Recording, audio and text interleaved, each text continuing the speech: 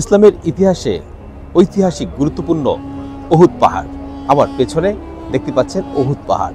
এই পাহাড়েই উহুদের যুদ্ধে আমাদের প্রিয় নবী হযরত মুহাম্মদ সাল্লাল্লাহু আলাইহি সাল্লামের একটি দাঁত শহীদ হয়েছিলেন। একই সঙ্গে ইসলামের মহাবীর আমির হামজা সহ 70 জন সাহাবা শহীদ হয়েছিলেন এই যুদ্ধে। উহুদের প্রান্তরে কুরাইশরা নির্মমভাবে হযরত মুহাম্মদ সাল্লাল্লাহু আলাইহি সাল্লামের দাঁত শহীদ করেছিলেন, তাকে আহত করেছিলেন।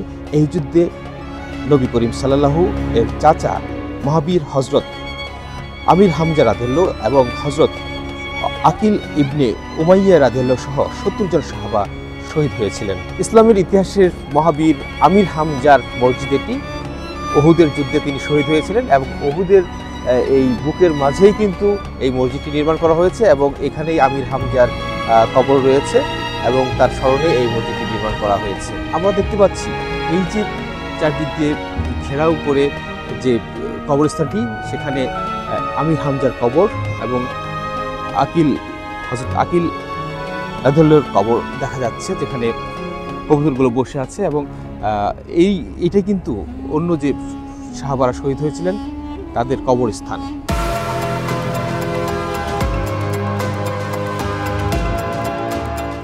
আমি আছি এখন জাবালের রুমা পাহাড়ে। এটি উহুদ পাহাড়ের পাশেই অবস্থিত। উহুদের যুদ্ধে আমাদের প্রিয় নবী হযরত মুহাম্মদ সাল্লাল্লাহু আলাইহি সাল্লাম এই জাবালের রুমার উপরে 50 জন তীরন্দাজকে রেখেছিলেন, যেন পিছন থেকে যদি কোনো শত্রু বাহিনী আসে তাদেরকে যেন প্রতিরোধ করতে পারে। এবং সেই জন্য তিনি তাদেরকে এইখানে মোতায়েনের আগে নির্দেশ দিয়েছিলেন যে কোনো অবস্থাতেই তারা এখান থেকে সরে যাবে না। তিনি বলেছিলেন যে তোমরা আমাদের পিছন দিক থেকে রক্ষা করবে। যদি তোমরা দেখো যে আমরা মৃত্যুমুখে পতিত হচ্ছি, তবুও তোমরা আমাদের সাহায্য করার জন্য এগিয়ে আসবে না। আর যদি দেখো যে আমরা গনিমতের মাল একত্রিত করছি, তবে তখনও তোমরা আমাদের সঙ্গে যোগ দেবে না।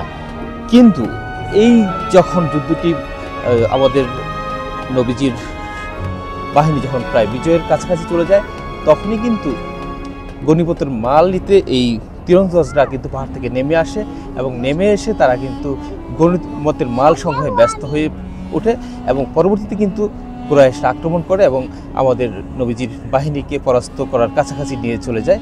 এবং এই অবস্থায় কিন্তু আমাদের নবীজির পক্ষের মহাবীর আমির হামজা সহ 70 জন সাহাবা নিহত হয় এই যুদ্ধে। এবং এই যুদ্ধটি পরবর্তীতে কিন্তু অমীমাংসিত হিসেবেই শেষ হয়। এই অবস্থায় কিন্তু এই যুদ্ধটি নবীজির পক্ষের যে বিজয়ী হওয়ার কথা ছিল, বিজয়ের দ্বারপ্রান্তে যাওয়ার কথা ছিল, তখন কিন্তু সেই জায়গা থেকে সরে আসে।